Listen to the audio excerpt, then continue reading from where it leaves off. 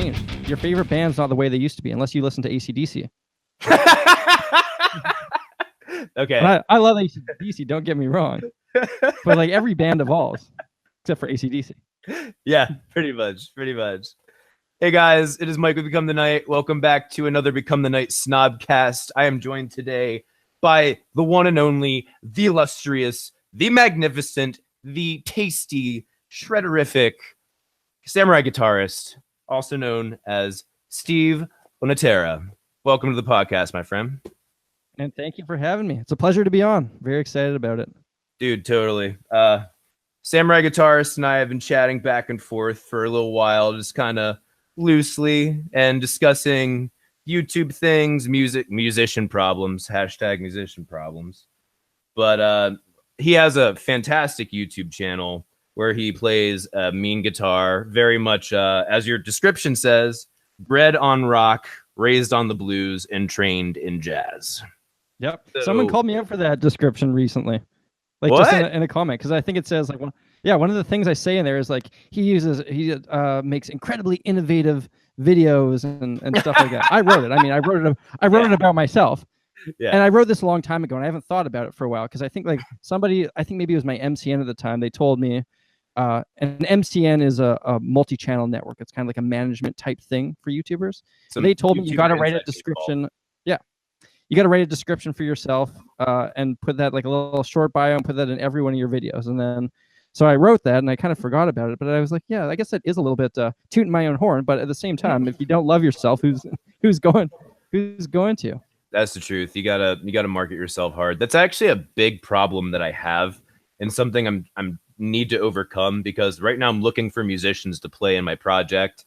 And people are like, oh, what do you do? And I'm just like, oh, it's just like a thing me and my drummer are doing. It's progressive metal, so it's a little weird. And like, I always undersell what I'm doing and never oversell it. And if I don't oversell it, people aren't going to want to freaking take part in it. I keep forgetting that. But I mean, you can still undersell a really good project, but you can undersell it without making it seem like it's trash. Like you can say, hey, yeah, these are the objective facts about this thing. I've done this. My bass player's done this. My drummer's done this. We've got these things lined up. Without going and saying, we're going to take over the entire world with this amazing band. You can still undersell it. You can undersell it a bit, but you don't have to undersell it by going like way under the selling price. Don't lowball yourself, I guess is what I'm saying. Yes. And that's something at some point you need to, at some point you got to convince other people. And maybe it's a slow thing, is that you convince other people to buy into an idea. And I think that's often tough when starting a project. At least I've been in that situation where I knew what I wanted to accomplish, and I believed 100% that I could do this thing. And this was a band that I played with a while ago. But before having a fan base, before having steady income, before having anything like that, it's tough to get people to buy into an idea. And you have to slowly, I think, influence them and show them in ways that you're serious. Because there's a lot of people who talk a huge talk. And there's a lot of people who have the grandest aspirations. I've seen them from when I started playing guitar. I've heard people talking about all these amazing things they were going to do. And I look back at 99.9% of them, and none of them do anything with it. But there are a couple people who you come across and you're like, yep, they'll do it. Whatever they say they're going to do, they do. And I think that's a very, very valuable belief, a very valuable thing that to be able to convince somebody of that in you. And the only way of doing that is, I think, slowly and steadily. Absolutely. And also, to go along with what you're saying is, I mean, they have to believe you, but another way that they have to believe you is believe in your product, because you do have to. Yeah, I mean. Oh, go ahead. I think that's one of the things about music or doing well in the music industry. There's all these other things that go into it, but at the end of the day, if you don't have an undeniably good product, you're stumbling out of the gates to begin with. Yep. You can have all the knowledge, have all the hustle and the connections. If it doesn't sell, it doesn't sell, man. Yep. Sucks. But it is what it is. Yeah, I mean, I've met a lot of people along the way, especially when I used to live in Toronto. I used to go to like these open mics, and I go to these songwriter nights, and I went to tons and tons of those events. And you meet a ton of people with incredible hustle who are at every single one of these things. And they obviously have like a good business sense, like their business cards look great, their website looks great, they're working hard, they're schmoozing it. And then you go and listen to their song, and you're like, yeah, the song sucks. You're never going to be able to get over that. You can't polish a turd at the end of the day. Okay. Real talk. Do you watch the Mythbusters? The TV show? I have. I wouldn't say like I watch it, but I have watched enough episodes to know what's up with them. So they did actually manage to polish a real turd. Actually did. Just they did? Time, yes, they did. Every time someone says that, I'm like, wait a second. Yeah, they actually. And what they turned it into? It was okay. So it was a piece of, I believe it was actually dog shit, and they used water to polish it, like an ancient water polishing technique, and they polished it into just a round sphere that was like actually had like a hard, soft surface, a flat surface. Well, not flat, but you know what I mean. It's insane. If you are incredibly talented, okay, let's put it this way: you are incredibly talented and you have a ton of resources, and you're going to be one of the select few who can, in fact, polish a turd. All right, good luck, I like that. Good luck to you on that endeavor, whoever that is. Yeah, you are an anomaly of an anomaly. Yeah, exactly. Oh my gosh! But speaking of which, you're talking about people getting to believe in you and having people with all these grand aspirations. Let's talk about the birth of your YouTube channel. So where did the idea for that come up? I mean, I can trace this idea back a long, long ways. I guess like even when I started school, I started my music degree, I want to say it was around 2008, about 10 years ago. And even from like day one, I was just like aware of like, what am I going to do to make this thing turn into money? Because I know like the common perception is that someone's going to do a music degree and they're going to work hard, and then they're going to graduate and be like, okay, what am I doing with my life? But I mean, I started my degree 5 years after high school. I'd done a lot of soul searching in that time. I traveled around Australia. I'd worked and taught guitar, and I really tried to figure out, okay, what do I want in my life? And one of the things I discovered when traveling around Australia was I don't like living really just job to job, paycheck to paycheck. That sucks. I don't want to do that in my life. But at the same time, I also want to really enjoy what I do. I want to play guitar. I want to be in music in one way or another. So from day one, when I started my music degree, I remember I met this one fellow. He'll come up later in the story. And him and we just hit it off right away, because this kind of conversation was the first conversation we had. And that was something that's just always been in my mind. How am I going to make money doing what I love? Because if you don't think of that and you don't want that and you don't plan for that, it's not going to happen unless you're extremely lucky. And I don't like doing things based on luck. So fast forward a couple of years, and this guy who I'd struck a conversation up with, him and I became close. He's still one of my best friends that I made during that time period. So him and I, we hit it off, and we became good friends, and we played in a bunch of bands together. We were getting involved in a bunch of musical projects together. Like whenever we would have class projects, we'd work together. And so he was very much like my closest musical peer and my closest friend out there. And so fast forward a couple of years, we were roommates for a bit, and he decided that he needed to take a break from the music degree.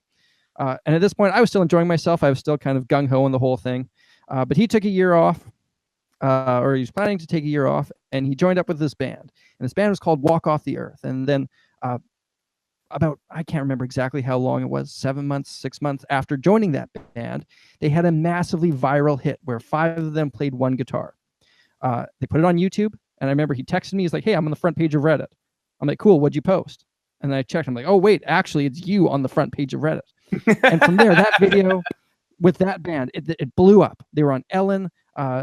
Essentially, the band had been around for a while. They'd been working hard at it, but their massive success happened overnight over the course of like 10 years. They've been working on this thing, but they saw the huge bump happen overnight from this one video on YouTube. And so it was during this time, and like this guy is my closest musical friend, my best friend in Toronto, and he's getting all this success that I've wanted my entire life.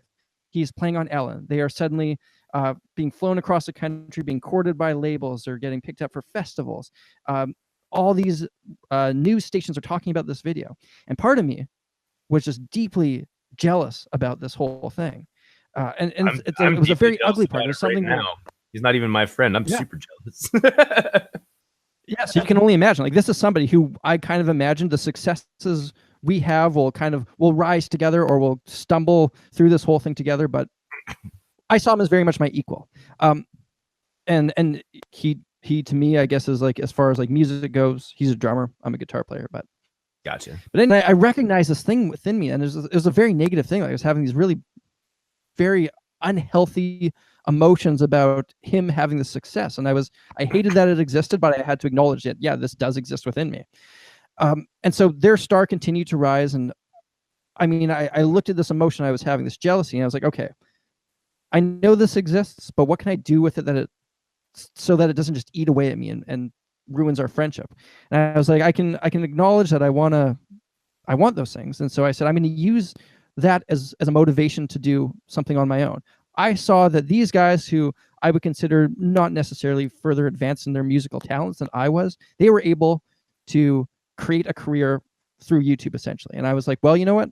Why couldn't I do the same thing? And so it was seeing that happen. It was seeing them do that I turned that into motivation, and I directly saw it happen. I saw it right in front of me to people that I knew, and suddenly it became more realistic. The idea of moving to LA and getting discovered by a label, that was never realistic. I never knew anyone who did that. I didn't see how that could happen in my life. But being able to do something incredible on YouTube, that became feasible to me because of them. And so there was a video a news station, and the anchor, she was talking about their video.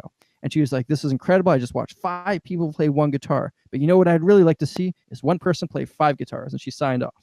And so I thought to myself, yeah, wouldn't that be something if one person plays 5 guitars? And so over the next couple months, I figured out how to do this, and I recorded that video. And at this time, I didn't have a YouTube. It was for release too. Yep. The beautiful song. Yes, sir. And at this point, I didn't have a YouTube channel. I didn't have a lot of aspirations. Well, I did have, like, the idea was now in my head. The seed was planted. Made that video, put it on the shelf, didn't know what I was going to do with it. Waited a couple of years. And then the next year in my business class at school, we had to do our thesis was like a business plan. And so my business plan was for a YouTube channel. And this was 4 or 5 years before I even started a YouTube channel. But I wrote it all out, and I had all these plans, and I've since looked back on it, and it surprises me how ridiculous some of my plans were and how accurate some of them were. Anyway, and so fast forward a couple of years, and I moved back to Winnipeg from Toronto, where I did my music degree, and I joined up with a band, and the goal with this band, and this was the one that I mentioned earlier, the goal with this band was to do big things. We wanted to be one of the mainstream Canadian country bands. We were going to build a fan base, and the way we were going to build a fan base... We're going to need to circle back around to this whole country thing in Canada, but please continue. Sure, I'm happy to. Yeah, so the goal was to be a major band and not just like start at the ground up playing these like terrible little shows. We wanted to just be on the scene and be like one of the top bands as quickly as possible. And so the question is, okay, well, how do you do that? It sounds wonderful, great plan. How do you get from having nothing to being up there? And so my idea was, we're going to make insane YouTube videos. We're going to do the walk off the earth approach. And I'd been kind of planning and plotting all these YouTube videos in my head for a couple of years now. And this was my avenue to release these things and to build that fan base. And we'd build that fan base, and we'd be able to tour and do all these things and create a career from that. Ultimately, that band, we ran into a bunch of issues with that band, finding a singer, finding the right frontman. And also at this time, I was single. I had no job. I had no responsibilities. My dedication, my focus in life was building this thing. Nobody else was in that same scenario, and it became frustrating for me. And I think I expected and was asking too much of them. So I just said, you know what, I'm going to start doing some of my own stuff. I'm going to post a couple videos on Instagram, my personal Instagram page, back when there was only 15 seconds allowed. And so I just recorded myself playing guitar on Instagram and put #guitar, and I noticed, wait, 20 random people like this video. Did it again the next day. Wow, 20 more random people like this video. 10 of them started following me. And from there, that's when just the ball started rolling. I did a couple more like that. More people started following me.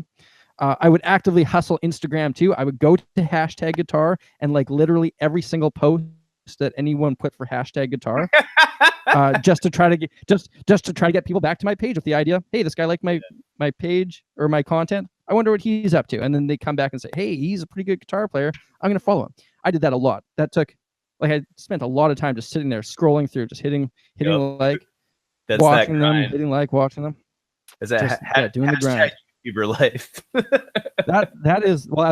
was the Instagrammer life. And so eventually, like, I built up a little fan base. Like, I got 1,000 people following me on Instagram or whatever, and they're common. And so what I started to do was put up more intricate videos. Instead of just recording myself with my cell phone, I'd set up my camera and actually do like a proper video. And then I started executing some of those ideas that I had before. And if you go back in my Instagram, you'll see there's a lot of videos that I kind of half did that became fully realized videos later on my YouTube. Before long, people were like, hey, where's the full-length version of this? Where's the full-length version of this? Why haven't you started a YouTube channel? So started a YouTube channel, and that is the long version of how I started doing YouTube. It's a beautiful story, sir. Full of I like that story. Passion. I like that story because I don't feel like there was a lot of luck involved. There was a guy with a plan, and I think that I would hope that would be inspiring for anyone else who wants to do something of the same. 100%. All it takes is a plan and seeing it through. I've had people be like, "Man, you're really lucky, like, to have this channel like that." Or wait, was it lucky? I don't remember what it was. Fortunate. Yeah. Fortunate. Yeah. I'm just like, dude, there was some luck involved, but it was a shit ton of hard work. Like, it was a shit ton of hard work. It still is. I mean, I'd say, I get lucky now and then, but that luck is a result of all the work that I put into it. Exactly. You don't have those opportunities fall into your lap without putting yourself in the position to have that happen. Yeah, exactly. I tell people, and I don't think I've ever said this in any of my videos. Like I say, I'm grateful for my fans, and I'm very, very grateful that people watch what I do. I'm extremely, I'm grateful to the fact that somebody thought that I like watching this guy. I'm going to click subscribe and watch him. I'm very grateful that people like me enough to put some money in the Patreon account, to tune in for a couple videos, to watch one video. I'm grateful of that, but I don't consider myself, I don't say that I'm fortunate to have that, or I'm blessed that I have that, because I don't really believe in a lot of that element to it. But at the same time, I think you can say, hey, I worked hard for this. I think in a way I was deserving of this, whatever that means. But you can still be grateful while feeling those other emotions.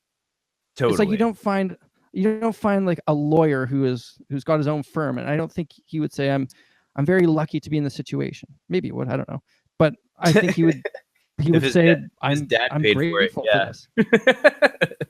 Well, so I mean, there is elements of luck, and when I do look at my life, I think the luck that I have had is the fact that I had an extremely supportive family system. My parents, long after the point where most people have said, "You bum, go get a real job," they were supporting me and they believed in what I did. They and having that, I think a lot of people don't have that, and that's what I'm very lucky for. That's what I'm very fortunate to have had, and that was, to me, the greatest fortune I've had in my life. Yeah, for not sure. necessarily just like finding success on YouTube, because it wasn't just like people, like I was posting videos and people randomly stumble across them. At the beginning, it was posting videos and then sharing it everywhere, going to Reddit and sharing it as much as I could on Reddit. Hard take. Hey guys, very sorry about that. We had a little bit of technical difficulties, but we were back with Samurai Guitarist. You were mentioning about posting things onto Reddit, and I tried to do the same. I tried to do the same thing when I started, and I learned very quickly how much of a very unique community Reddit is, and how you don't infiltrate that, man. I remember seeing someone who now has gone on to have a fair bit of success on the YouTube forum. I remember seeing him post some stuff on r/guitar and just being ripped apart. Yep. And it was funny to me because I saw that happen, and then like 2 years later, he did an AMA on the r/guitar, and everyone just loved it. Yup, that's fucking Reddit, dude. Oh my god. And you know what? That's one of the reasons why Mike the Music Snob is a thing. That is one of the reasons, because I mean, unless it's well known and universally reviewed, I mean, people are gonna shit all over it just because people I don't know. Some people really like the not the underdog, but like the small unknown guy who's trying to make it in the world, and other people really don't give a shit about upstarts. Like they look at them as like, fuck you, kid, get out of here. Yeah, I don't really use Reddit anymore to share my stuff. I've just got like, it just it's not worth it to get emotionally invested in that anymore. And also r/guitar, the mods there, I'm not really a fan of how they run things.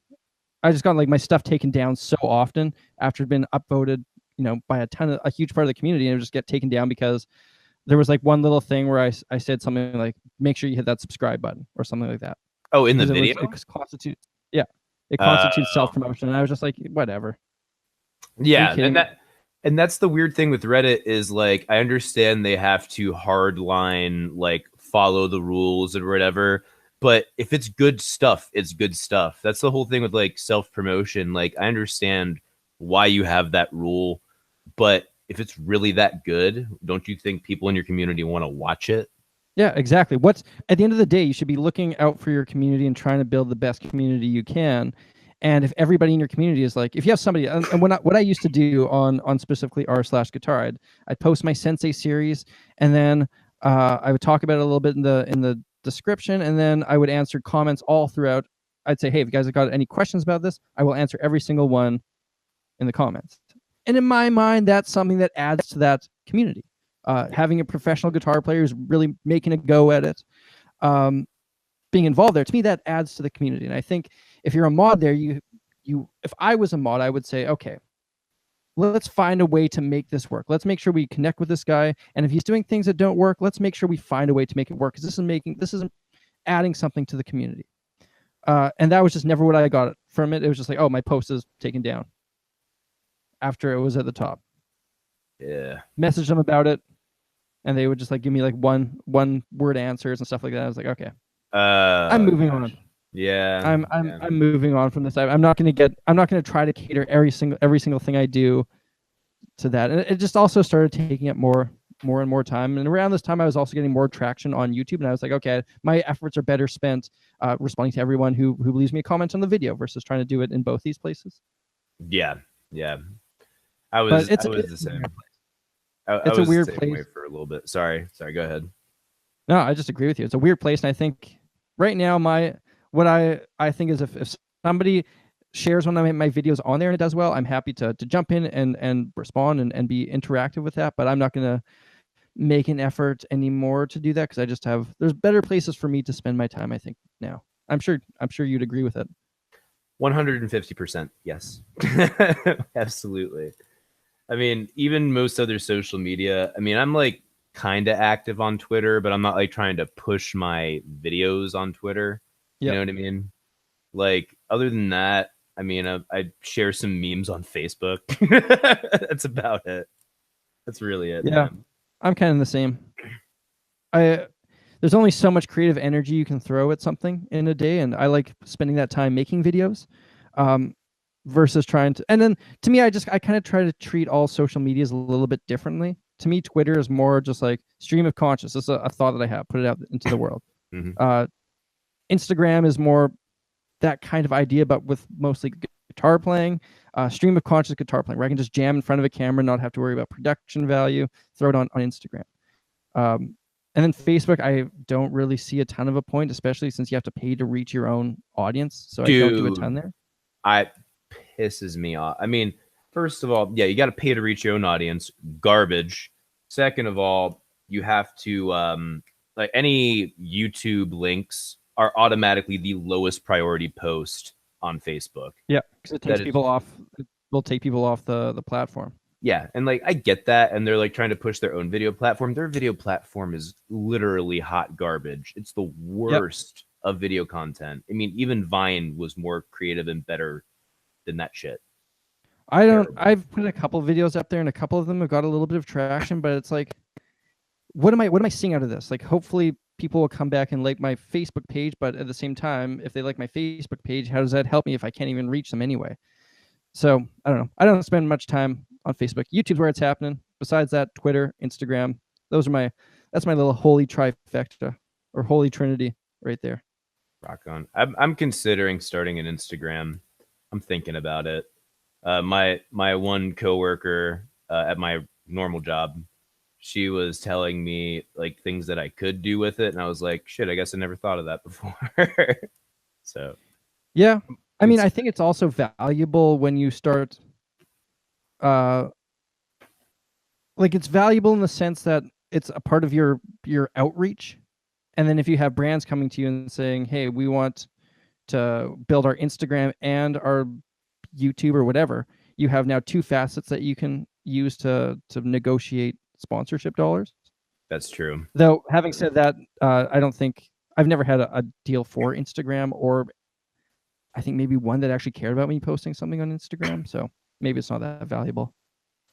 It can be, but I mean, you need to get like a ton of followers on Instagram. I don't know how much, but more than my sorry ass is gonna get. I'm so not like visually gifted, and that thing is all freaking all tailored towards visuals. Yeah, I find like just pictures do way better. Yeah, I mean, I like it. To me, it's fun to use. That's if it wasn't fun for me, if it was then there wouldn't be as much of an upside. But I like having an outlet where I can just put up my phone, record myself playing guitar, and feel good about posting it there. And to me, that's what Instagram is. It's the stream of conscious. My musical stream of conscious can be Instagram. Whereas for YouTube, I feel like I want to really put like some sort of visual effect and make sure all the sounds are really happening.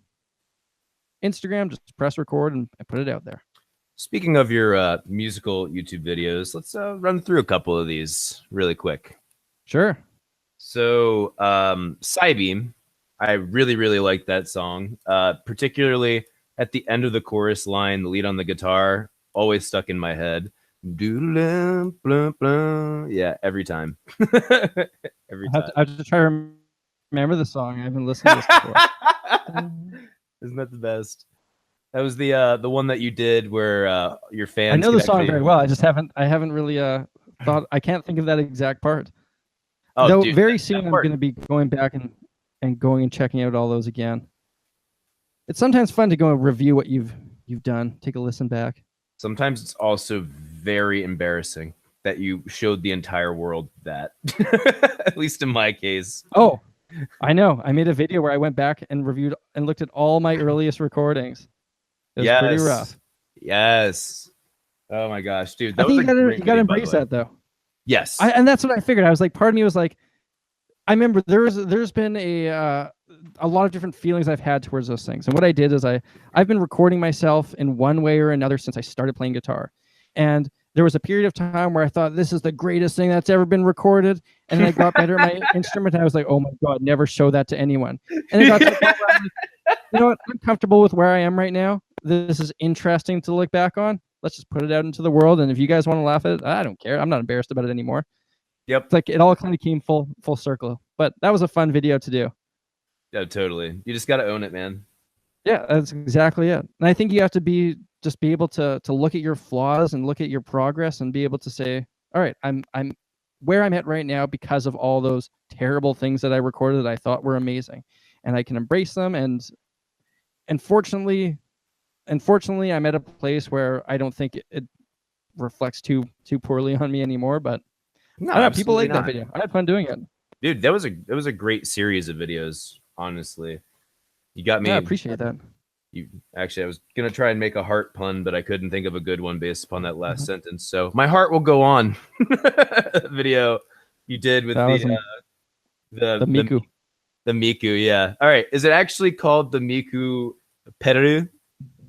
No, here, I got it right here. Because that was in the description. The Mika Peru. I was like, that's fucking awesome. It's got it right here. And if you don't know, everybody watching, this sweet little guitar pedal, you plug your guitar into, what side is it? Input, and your guitar starts speaking Japanese, essentially. Makes your guitar sound like a 16-year-old Japanese girl. Which Out of I know anime. I know everybody wants to do that. Dude, when you first featured that on your weird pedals, which is it's like your 6th most watched video, I believe. That one got that was a popular one. Like I was laughing my ass off that was real. That was amazing, and the fact that you actually kept it. I love this thing because here's the thing. I realized very early on. Well, at some point I realized, not that early on, not as early as I should have, but I realized at some point that I'm not a singer and I'm not a good singer. I never will be a singer, and that's okay because not everybody can develop that skill set to the point where, well, at least, I mean, I think I could probably get to the point where it's acceptable, but I realized I would never become the singer that I want to be in my head, the singer that I would be happy putting out into the world. And so that was to me, this is one of those limitations that you hit along the way, and everyone has these limitations. And I hit this limitation, and I was like, what am I going to do with this? Because for the most part, you need to be, most people who have a voice in the music industry did it by singing into a microphone and singing their songs. And I realized I didn't have that skill to do that. So I had to do something with that limitation, find a way to make guitar music that hopefully most people will enjoy without having a voice. And I think that's a unique thing in the sense that most guitar music is for guitar players. Steve Vai doesn't appeal to, whoever, someone who's not a guitar player. Though Nobody's he listening to Joe. Should, you fucking peasants. Yeah, come on, guys. Get into Steve Vai. Same with like Joe Satriani. Like he's making music for guitar players, and I never wanted to make music for guitar players. I wanted just to make music for people. And so I was like, how can I do that without being a singer? That's a limitation. And so along the way, I had to figure out ways to do that. And I think that forced me to become creative. And things like this pedal here are a great vessel for that. Yeah, absolutely. So I kept it and I use it, and I'm going to use it again in the future. Oh, goodness. Yeah, that video. By the way, I will have links to all these videos we're talking about in the description, because especially that one. That one was hilarious. Oh, and had a dope ass like 80s hair metal inspired guitar solo. Yep. That was baller. I think that's what that series has become. I did another one with the Miku pedal, the Aerosmith song "My Heart Will Go On." I think that's what it is. It's 80s inspired Japan J-pop with Miku. That's when I'm going to use this thing. Straight up, brother. Straight up. Another one, you rickrolled everyone spaghetti western style with your "Never Gonna Give You Up" guitar duel. That was fun, dude. That looked like it was a lot of fun. I don't know where you came up with the idea for that, but like the costumes, the camera shots, the song itself was actually just really good. I would never think, oh yeah, Rick Astley, spaghetti western. Yeah, that's a mix that should be done. I kind of get these little themes going for types of videos. And so the very first spaghetti western song that I did was Final Countdown, done in like a spaghetti western style. And then the next one I did was Billie Jean. And I was like, oh, I guess I do 80s songs in this style. I guess that's what I do. And I think having some set of guidelines that you're going to hold yourself to makes it easier to come up with ideas. Because now I'm not trying to think of any possible song ever. I like having it narrowed down. Oh, I'm going to do 80 songs. That one was a lot of fun because I enjoy the costume part of things. Coming up with a costume to me is fun. A lot of the time I'm looking at myself on a screen, and for like my vlogs, for my instructional stuff, I'm just wearing the same t-shirts and I'm bored of looking at myself. So when I get to put on a costume, to me that's a little bit more engaging. It's more fun to look at that. But that one, so I came up with this idea. It's going to be a duel between the sheriff and between the outlaw, and I had to like come up with like what the outlaw would look like. And I was like, well, that one looks badass. Wearing the freaking the gi and the hat. That was awesome, dude. Yeah, that was cool. So here's a funny story about that one. I shot that in my parents' backyard, and at the time they were like talking to like their financial advisor or somebody. And so I went and got dressed in the house, and they're talking to him in the living room, and I walked by in that full-on outfit, just like waved to the guy who I'd never met before. And I can only imagine he's like, what in God's name is this thing? What is going on here? So I just waved to him, went back out in the backyard. And I didn't really have time to stop and chat because those videos outside, you got to catch it when the sun's kind of in the same position. Yes. And I was like, okay, I got to get this done. Can't chat. You're walking through your folks' house, and at that point, they're contemplating, do we tell them that's our son, or do we say we're being robbed? Yeah. Well, how do we explain this one? And I was like, it's up to you guys. I'm not doing it. Best of luck. They've kind of got used to that, though. I think there's been lots of just like ridiculous things that I've done. And when I first started making YouTube videos, I lived at their place, and like there was always something going on. And at first, I thought it was like a bit of a novelty, but then it just got to the point that it was like, oh yeah, our son's up to something crazy. There he goes again. The whole house is turned. He's moved all the furniture for some reason. Just old news at this point. Another video of yours has actually got a lot of views. The Nick Jonas guitar solo one. Oh yeah, that was a good one. Dude, that was genius what you did with that. That was amazing. And not only that, oh, go ahead. I'm trying to remember how that one came up. I just think it's like one of the things that I try to do whenever I do comedy stuff is I want the joke to not be about them. I like it being essentially I'm making fun of myself in some way. So I thought like, okay, what can I do? I want to make it so that the character that I'm playing, if you want to call it that, he's so dense, but also kind of he's bright enough to say, oh wait, hang on, this is jazz music. And what I did in that video was I turned that horrible Nick Jonas solo, I reharmonized it, I put different chords underneath that made it work. And so the idea was like this guy, he's dumb in the sense that he doesn't realize that this is obviously not the case, that this is not what's supposed to be going on. But he's like saying, hey guys, listen, the band screwed up. They were supposed to be playing these jazz chords, these jazz changes. Nick was nailing every single note. And to me, that was like, that's what's funny is that somebody is so dumb, but also bright enough to understand jazz harmony, I guess. And the best thing about that video is there's a lot of comments where people don't get that it's a joke. They're like, really? Is this guy for serious? Are you serious? Anytime I do the truth series, there's always those ones that people are just like, they're more than I ever thought there would be, but I've kind of just appreciated the fact that maybe that's what makes it a good joke, is that it's kind of believable that somebody would believe something like this. My favorite part was the end. Dropping the guitar. Yeah. I mean, don't get me wrong. The whole thing was great, but that's like a perfect way of capping it off. That's some competent musician shit. Freaking, yeah, but like, wouldn't that at that point sell the idea like, yeah, this guy's not for real? That's what I thought. Like, that's what I thought. This thing that just like solidifies the fact that this is not for real. Guys, we're going to take a quick break here, but we will be right back with Samurai Guitarist. Stick around. Hey guys, welcome back to the SNOBCAST. Again, here with Samurai Guitarist. So, oh yes, beautiful bow. So sorry. So go ahead. I was saying, gotta show my appreciation. Oh, absolutely. So we had discussed briefly, we had a brief exchange on Twitter regarding demonetization on YouTube. Yeah. And I forget which particular video it was that I had posted, but I mean, I've had so many demonetized this, like, since the beginning of the year. They've been really going overboard, going very overboard on this. And I remember you were even saying on there, you've had a number of yours demonetized yourself. Yeah. And have you got them undemonetized? Like, has everyone been reviewed and said? Every single one. Even the one where I might have said something that I probably shouldn't have said. And like, I like uploaded a video, like actually apologizing for the thing that I did say. But like, it wasn't really like that terrible. It was just like not a good joke. Let's put it that way. And fair enough. That still got remonetized. Even that. So it's like, yeah. I think YouTube is just erring on the side of caution at this point, like after taking so much flack. And I mean, I sympathize with YouTube as well, because they're a massive platform. They're huge. And there's tons of people working for them. Unfathomably large. So large you can't like comprehend it. And I can't remember what it is, but something like, I'm not even going to guess on the number, but there's a massive amount of hours uploaded every minute. Yeah.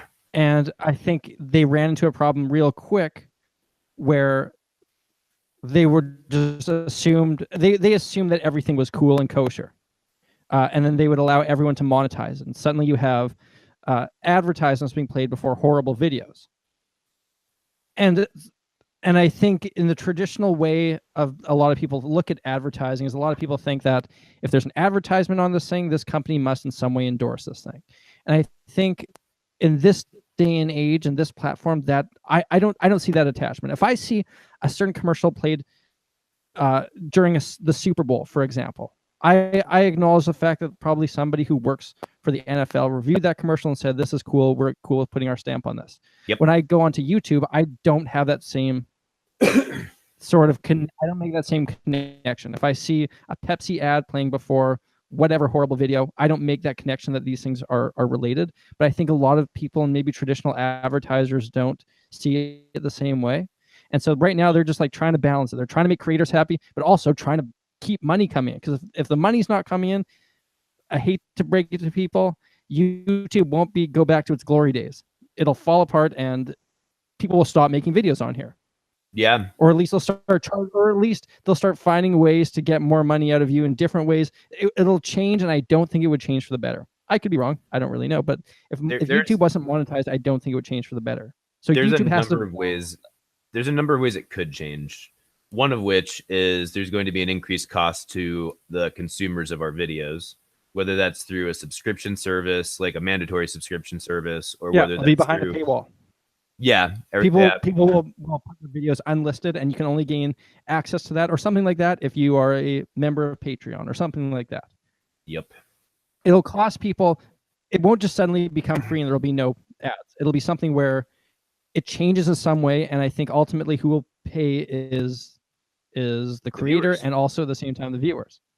Yeah. And so YouTube has to balance that. YouTube needs to find a way to make both these sides happy. And I think they're doing the best they can. I don't think there's malicious intent there. I think maybe they're trying to balance the line, and sometimes they go too far one way and sometimes they go too far the other way. And I think like the best that they could do in their minds is what they're doing now. And it'll probably change again in the future. My only complaint is the lack of transparency. That's, I think, the only thing that I have an issue with. I would like to see once my video gets demonetized, this is why.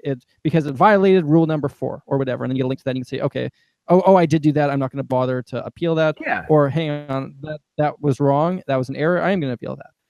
And that's something. That's what I would like to see. Like, it gets demonetized by a bot, a computer program that's run to do this. They obviously have a protocol that's built in there to judge whether something should or shouldn't be monetized.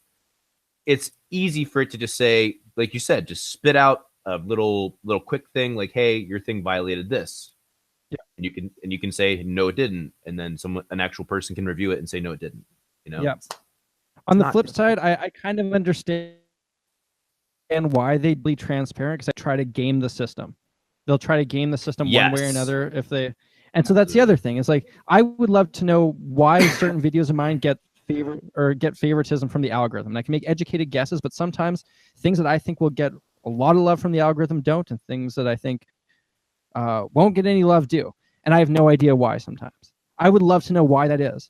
But I understand why they don't want to tell you, because then I think people will game it, and then you get videos that, like the whole ElsaGate thing, you get that going down again. You get ElsaGate, you get Jake Paul and Logan Paul.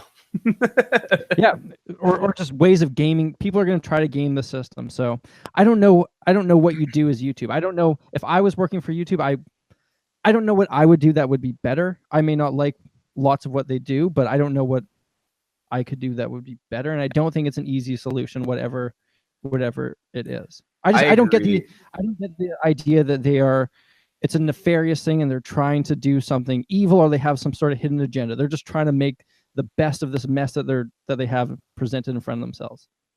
I think as far as there are two sides of that coin, I would say. There definitely is a certain amount of we'll say political bias involved at YouTube based upon what I could see. The fact that yeah, I would agree, but I would say what's the root cause of that political bias? The people who write the algorithm, I would say, is most likely. No, I mean, why do they have that bias? Is it just because these people believe that they're doing something for the good, or are they doing it because that's what the advertisers want? To me, I always think follow the money. That's what the advertisers want. Honestly, I think it's more of a YouTube thing, and I think advertisers are enough gutless bastards with no principles that as long as the public's happy, they'll do what the public wants. Like, legitimately. That's my thoughts. As long as their product is selling, their advertisements are working. Yes. I would agree with you. I think to me, that's where I piece it. I don't think it's like Susan Wojcicki or whoever at YouTube, some programmer is like, I'm pushing this certain political agenda, and I'm going to do it through this platform that I have access to. I wouldn't say they're necessarily pushing one so much as helping to silence another. But I would say the reason why they do that is not necessarily because, I mean, I don't really know. I know a couple of people at YouTube, and I don't know them well enough to know their politics. But I would say, if I had to guess, the reason why they do that is because advertisers are more keen on putting their money behind those things. I just follow the dollar. I think it's all the dollar that guides these things. Okay. And why are the advertisers wanting to put their dollar behind a certain group of people? Well, probably because the people who watch YouTube lean a certain way, and so they're going to be able to sell certain things to them that they wouldn't sell to another group. That's my guess, but like, speaking of which, another thing that should change on YouTube that goes along with what we're talking about is trying to better. I mean, they don't do a terrible job right now, but trying to close the gap between advertiser and creator. Right now, how much communication is there between advertiser and creator? Unless it's direct sponsorship, like none. Yeah, exactly, none. And that's a real problem. The people that you're putting your ads in front of, you have no idea who the hell it's going to go in front of, and you have no idea what you're advertising. I mean, for all you know, I mean, this is like a, what do you call it? Like an anomaly, not necessarily the rule, but more the exception. But it could be a thing that you have advertisers for things that you don't want to be advertising for in front of your videos. You know? Yeah. That's true. So I've done one ad on YouTube once. And so I can speak a little bit on that side of things, but also as somebody you've actually made a pre-roll ad? Yep. Oh, awesome. I mean, so what happened was this was a video that I did over the summer, and the people who sponsored the video, they were like, "Hey, would you be interested in us paying to have this video as a pre-roll?" And I was like, "I've never done it. Let's see what happens. It's worth trying. It's worth, if nothing else, let's just see how this goes." And so I was able to do that. I was able to go in and say, I want to set X amount of dollars to be spent on this. What else could I do? I could target the demographics. It was just in Canada they wanted it done. Mm-hmm. I think it was like male, certain age, or maybe females, whatever. But you can like you can look at that from an advertiser's point of view.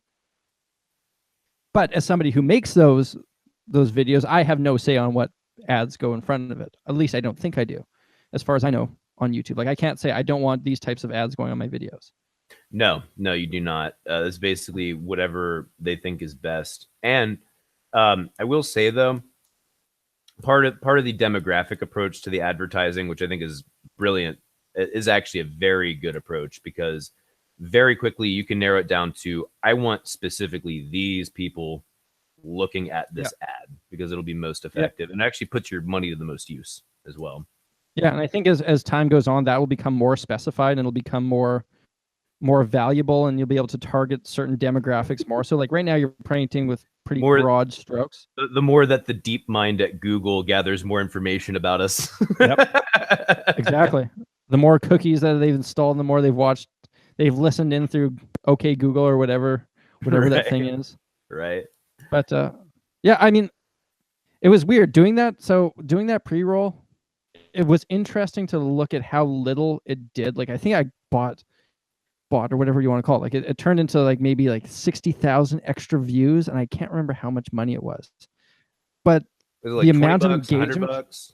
No, we're talking. It was like something like $1,000, $2,000. Holy shit! Really? Yeah. Wow. Wow, that's a lot of money. Okay, now granted, though, part of what you pay for, exactly. Part of what you pay for with advertising is name recognition. It's brand recognition. It's not necessarily a tangible data point that you're going to see right away. Right. This is true, but it's purely like you could look how long people watched that ad that I made for. I don't remember how much money it actually was. I think it was $1,000, 1,000 Canadian dollars. Holy crap, dude. And I think it turned into about 60,000 views, and that didn't translate. So I was just thinking, I was just kind of imagining, all right, if I were to do this on my own, if I were to make my own videos pre-rolls, and I'm putting X amount of dollars into it, what's it going to turn into for me? And if I saw it happen where it was like just advertising that video turned into 1 million views, and a bunch of people came to my YouTube channel, and it was fans who turned into fans who really liked what I do, and they turned into true fans who got involved in Patreon, and they told their friends, and it was a huge success. And I'd be like, well, maybe there's value in doing that. And I think that would be great, because then I'm putting money back into YouTube to support other creators in one way. The advertising dollars go up. People are coming back to my channel. Everyone wins as far as I was concerned. So I was very curious as to just, if nothing else, to see what this did. And so 60,000 people or so watched. I think it translated into maybe 150 to 100 more likes 5 to 10 more comments. Like the engagement was so minimal. It was like, this is just, I'm glad this isn't my money that I'm putting into this. Okay, and like it wasn't from your that, money. like It wasn't. No, it wasn't my money. It Okay. wasn't money. The company who sponsored it, they paid for the advertisement. And I hope I was allowed to talk about that. I can't remember what I signed in the contract. I'm pretty sure that was cool to talk about. And why wouldn't? I'm pretty sure it was. This might possibly have never happened. What might have ever happened, you ask? Well, yeah. We're gonna find out when this video posts.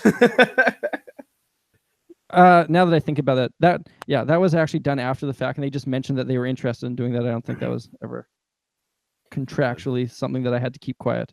And for the most part, I don't think I've ever really had things that it's like, hey, don't talk about this.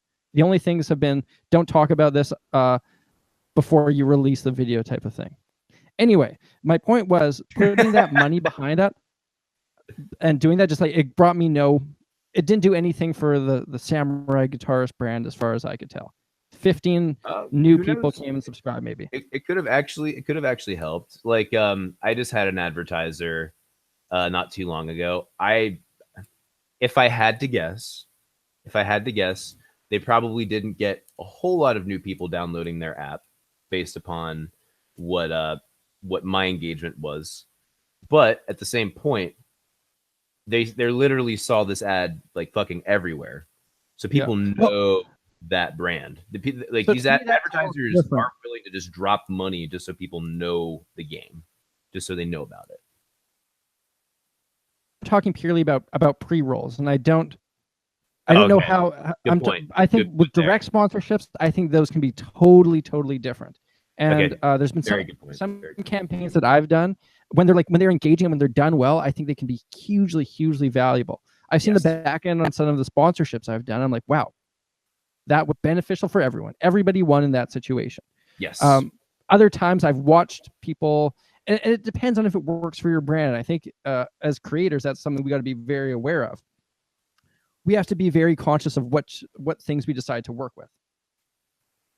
Yes, very much. Because if all we ever do is just throw everything, we just take every sponsorship that comes our way, then it becomes white noise. It doesn't have any value. And if it's just like a quick plug at the beginning of a video that has no connection to your video, then I think people just like they zone out and then they just watch the next bit. But if you do engage it in a way that you do sell it and you do make it seem like, hey, this is a quality product, and you do genuinely believe in it, then I think there can be a lot that's done positively there. And for a situation where the consumer wins, I think good advertising or good sponsorships, the consumer wins, the creator wins, and the seller wins. Absolutely. That's what I try to strive for in all the sponsorships that come my way. And there's been times where there's been valuable ones I've just like turned down because I said, hey, I don't want to advertise your stupid app that is just some weird social marketing game thing that doesn't look good for me, and it's just it discredits anything I do in the future. It doesn't matter how much you're going to pay me. I need to value that relationship that I have with my fans, and that I hope that they would think that anything that I do advertise is something I believe in. And that's, I don't know, that's kind of my rule of thumb. Absolutely. I mean, like, I did the one ad that I did get, the one sponsorship I did get was for the Vikings game. Cool. You're familiar with that? Yeah. Wait, Vikings, like the Minnesota Vikings? No, no, that would be dope as hell. Like, yeah, Minnesota Vikings sponsored my channel. What's up? Definitely no favoritism there. No, it was like this Vikings War of Clans thing. They had like a huge advertising campaign. Right. I could tell. But like, let's put it this way. I had played a game similar to that in the past years ago, and I actually did really enjoy it, like quite a bit. You know, I did enjoy it quite a bit. So like in that particular instance, I didn't mind because I think that the game that they were putting out there was actually pretty cool. Like it was actually a pretty fun game. Well, then I'd say in that situation, you believe in that product, and hey, that works for you, and that's going to be different for every single creator. Yeah, absolutely. I'm totally on board with that, because I think that's going to be a huge part of the future is direct sponsorships. I think that's, and if somebody doesn't like that stuff, well, tough break. that's going to be how this thing works. Dude, because if there's somebody, not a lot if of money somebody doesn't elsewhere. like that stuff, their other options are don't have it, be stuck with traditional advertising, which sucks much worse, or everything's behind a paywall. Those are your options. Yeah. Those are your options, man. Yeah, I mean, it's we got to make money to do this. Like, I hate to break it to anyone who still romanticizes the starving artist. That's not going to last that long. If you're eating rice and beans and water, and that's what you're surviving on for 6 months straight, you're gonna probably not last that much longer, no matter how great your art is. You got to be able to give yourself some comfort of living in some way or another if you want to be able to sustain a career. And you don't need to be filthy rich to do it. You don't need to have like Axl Rose money. But I think if you can get like a little bit of comfort, it's just everything's, at least when that happened for me, when I wasn't stressed out about money all the time, I feel like my content, I was able to put much more into my content and not be constantly worrying about other things. I mean, it's this weird romanticized thing about the starving artist, and I don't buy into it. I don't think we should strive for that. No, definitely not. Absolutely not. I've seen a couple comments like of people like saying like, all I ever talk about is money. It's something that I do talk about a fair bit on my channel. Like, it's not all I ever talk about, but it's something I do talk about, and I think it's important because for so long it's just been like this hush hush. Oh, we don't talk about money in the entertainment industry. I rarely hear you ever talk about. I mean, in comparison to how much music you talk about, you almost never talk. Yeah, I mean, I do. It does come up in some videos. It comes up more than I've seen in I guess other places. But it's just a weird thing where it's like, we don't, that weird hush hush thing that you don't, it's like off limits to talk about money. And I think you probably shouldn't talk exact figures, because I think that's a little tacky, and I think those are also always changing. But I think you should be trying to help the future generation of musicians. Like, I wish I knew when I was young how much money I could realistically make, as even if I don't hit the big times. I wish I knew that there was this little middle class that was emerging as a musician. And I also wish I knew how much did people make at the lower end, because if basically any other job, you can just Google that and find that out.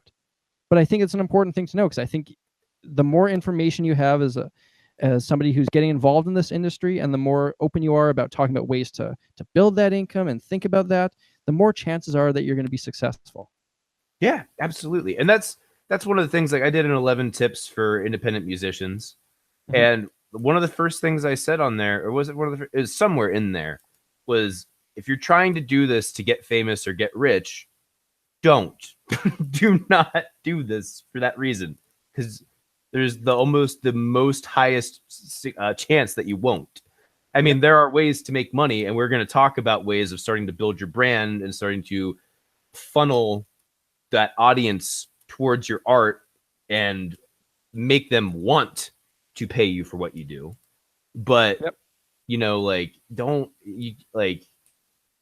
you have to have realistic expectations. And now, as you said in your video, which awesome that you made your video, what was it, awesome things about the music industry or whatever? Yeah. That one.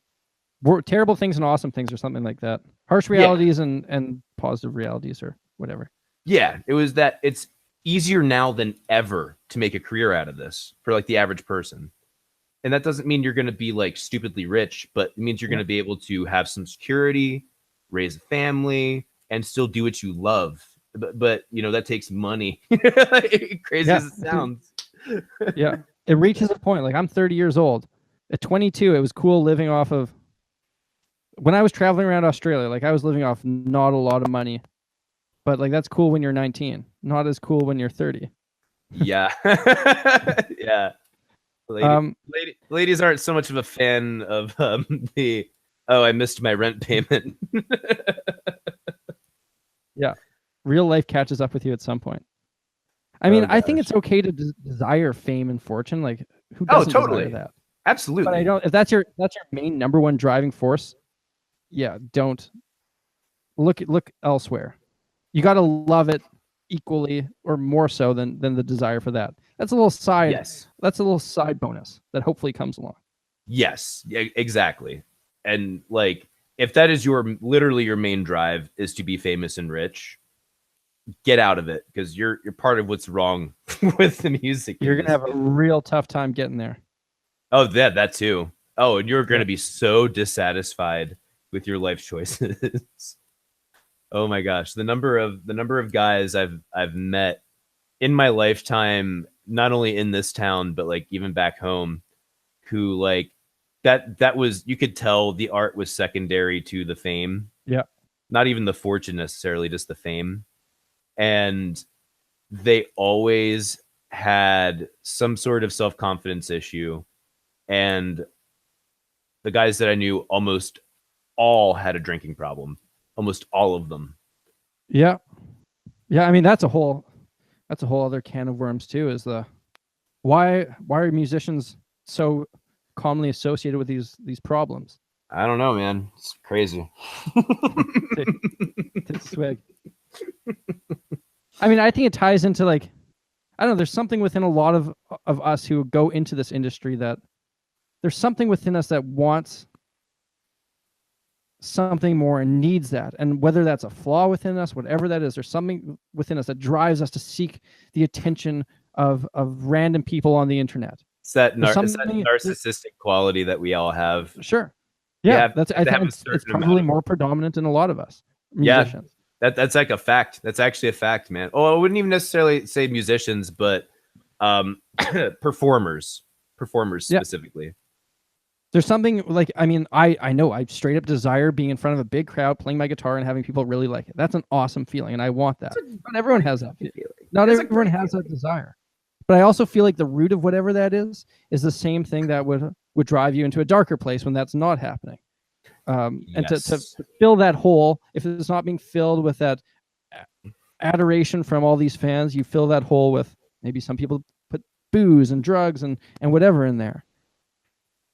Yeah, I think, I don't know, these are things that I think are worth discussing too, because I think, like, at least when I was a kid reading about rock stars, no one ever talked about that stuff. And I think it's good to have a platform where people can openly discuss those elements of things and hopefully say, hey, you know what?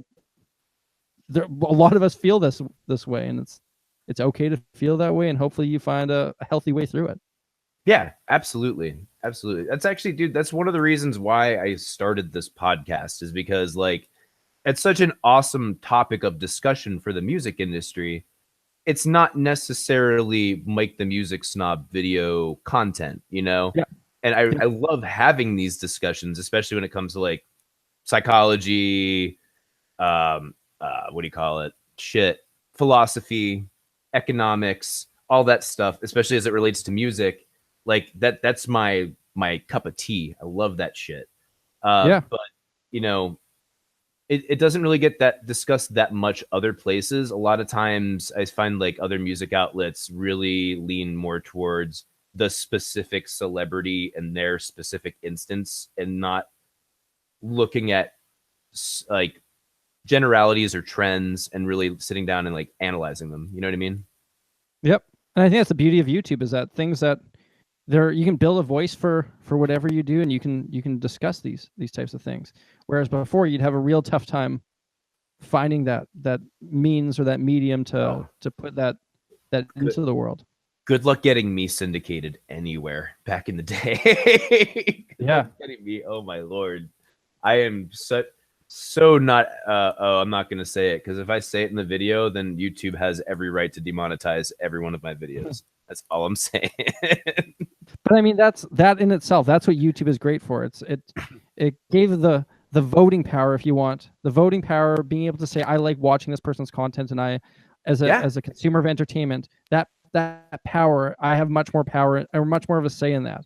Before, if I didn't like a show on TV, I'd switch the channel and no one's the wiser. But now you switch the channel over to another thing that someone's making you watch because they think it's what's best for you.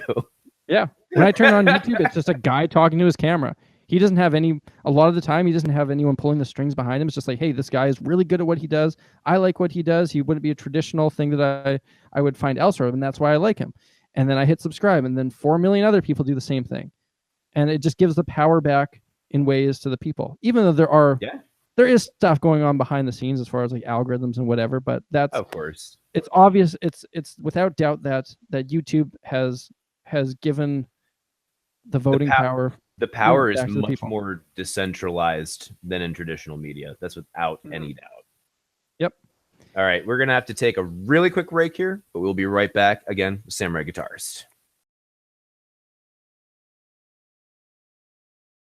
Hey guys, welcome back to the Become the Night podcast. Again, here with Samurai Guitarist. We're actually just chatting up about lighting and cameras and oh my gosh, the expenses. And you were just saying you got a drone? You got a drone? I did get a drone. I posted one video on Instagram of me using it, and the video that's coming out actually tomorrow at 2 p.m. Central Time. There's a bunch of drone shots in that one. And I gotta say, the cool thing about the drone is you get these shots that in years past would have cost tens of thousands of dollars to get, to like set up a jib like that or get like a helicopter to get these shots. The fact that you can get it now in just a handheld drone, super, super cool. It's crazy. It is so crazy. It is crazy. I mean, I also have a feeling. Well, no, what are you saying about technology? I was just gonna say technology is growing so fast and so quickly that, I mean, you know, the whole theory, I forget whose theory it is, but basically it gets exponentially faster and faster how technology grows. It's kind of scary. It's kind of scary, man. Yeah. But at the same time, if you can't, I think you just got to embrace it in one way or another. You got to embrace it or just be left behind, because you're not going to stop it. Absolutely. No, there is no stopping it at this point. It's far too late for that. I mean, the only thing that's going to stop some sort of like post-apocalyptic event, you know, or I should say apocalyptic event rather. That's what my video is about on Thursday. It's about post-apocalypse, getting down and funky in the wasteland. Hell yeah. Hell yeah. All right. It's got some cool shots in it. The drone shots are pretty cool. You know what I think about drone shots? You know how every generation is defined by certain technological things? You look in the 80s and like the sounds of synthesizers were the cutting edge thing, and everybody wanted them on their records. Drum machines, everybody wanted them on their records because they sounded new and cutting edge and super cool. And one of the reasons for that is because not a lot of people had gained access to it. But once everyone has gained access to it, it just becomes kind of cheesy. Look at like the pictures that people used to post on MySpace with those the iPhoto or the photo booth lenses on them, or filters. Yeah. Think about those and how everybody had those because that was cool and that was new and that was exciting. But now when we look back on that, it just looks so dated. And so I think these technological advancements that, for the record, I always thought that photo filters were fucking stupid. Please continue. I would agree. But you think how those things that people at first think are incredibly cool and new and fresh, those kind of define those moments in time in history until everybody has it and it's not cool anymore. I think this generation right now is going to be defined by drone shots, because right now they're incredibly cool. I looked at the drone shots that I did. I'm like, this is the coolest thing ever. But eventually, before long, you might be able to buy a $20 attachment from your phone that turns it into a drone, and then everyone and their mother has a drone shot that's going around them. And then suddenly, it's not cool at all because it's dated and everyone's done it. And I have a feeling. Suddenly, CNN is like posting stories about how it's the end of America and society because everyone has one. I mean, that's actually kind of scary to think. There's just like a million drones flying around. Oh yeah, it is slightly worrying. Not gonna lie, but I mean, it's probably the future. That's my theory. We can check back in 10 years and see if like if 2018 was dated by the drone shots. Mark this video. Mark it on your calendar. But for now, they're still super cool as far as I'm concerned. Oh no, they look awesome. Like, and that random side tangent. Speaking of drone shots, how familiar are you with Jesse Wellens? Familiar enough. Like I've seen him on Casey Neistat's channel a couple times. I saw him on the H3 podcast once or twice, and I think I watched a couple of his videos. So like familiar enough, but like I don't watch his content. Dude, the thing that blew my mind about him was like, obviously he was prank versus prank or whatever. Yeah. And I I never hated that channel. My first instinct was to hate it, but then once I started watching it, I was like, okay, these guys aren't total shithead like frat boy, frat girl, or sorority girl type thing. They just like have fun and do their thing. I just wasn't that interested. But Sure. when I actually started to see his stuff outside of that channel, my mind was kind of blown that he is super talented.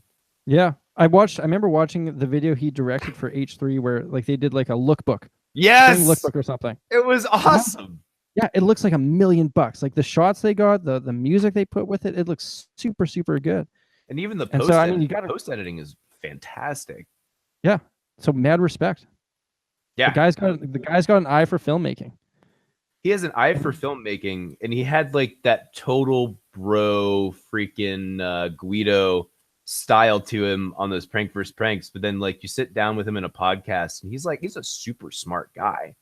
Yeah. He is a super, super smart guy. Like mad respect to him. So sorry that happened to him at, what was it, E3, and he had to introduce him. That poor guy. I remember that. Oh, that was rough. That is so painful. He blundered his opening for like he was at E3 announcing some racing game, and apparently the script just like it froze up on the camera or whatever, or his teleprompter, and he just was left out to dry winging it, and he didn't pull it together. Well, that and also, that's not his fault. I think it was also one of those things like he wasn't ready. Oh, apparently there's a thunderstorm outside. I think it was also one of those things where, if I believe so, he last minute realized he was on camera. They were like, yeah, it was just unfortunate. Yeah, totally. It was like they screwed up, and he was the face of that screw up through no means of his own, through no fault of his own. Yeah. Although I will say, still kind of hilarious to watch. I mean, a little painful, but kind of hilarious. Yes. Absolutely. Freaking in. But I think it's important to be able to see. I think in anyone who's successful in the entertainment industry, there's something they're doing right, no matter who they are. There's something that Logan Paul and Jake Paul are doing right. There's probably a lot of things that you don't like, and I can say I don't like either of their content. It doesn't do anything for me. In fact, some of it I think is just like straight up bad. Yeah. But they figured out a way to tap into something, and there's hustle there, and I think you can learn something from everyone who's successful. In one way or another, you can learn something, even if it's their filmmaking and you hate what they're doing with that filmmaking. If you can recognize, hey, I see these awesome shots that they're doing, you can learn from that. Okay, I can't agree with that. In some of their music videos, they get some really, really cool shots. I will definitely give them some real credit on that. Speaking of the Paul brothers, let's go to hot takes. Hot take. I'm into it. Let's do it. All right. Metal music. Let's do like a quick little snippet on what I think about metal music. My hot take would be respect it, but it's never really connected with me. Why? I mean, that's a deep hole. Oh yeah, of human psychology. We're about to go from a hot take to like a what do you call it? A crock pot take. You know, like a long stew over several hours. I mean, it could go deep into the human psychology and why we like certain musics. And I think it has a lot to do with what we're exposed to from when we're young and what influences what we listen to. And like what really got me into music, like really hooked me in was classic rock and the blues, and very much the blues. And I found that what hooked me into classic rock was elements of the blues. And that's what I fell deeply in love with. And I'm gonna get ripped apart by metal fans, but I don't hear as much of those elements in metal as I do here in other places. I hear more elements of classical music, and I'm not saying I'm painting with a very broad paintbrush, and that's not true for every band. But as a genre, as a whole, I don't hear a lot of those elements in metal.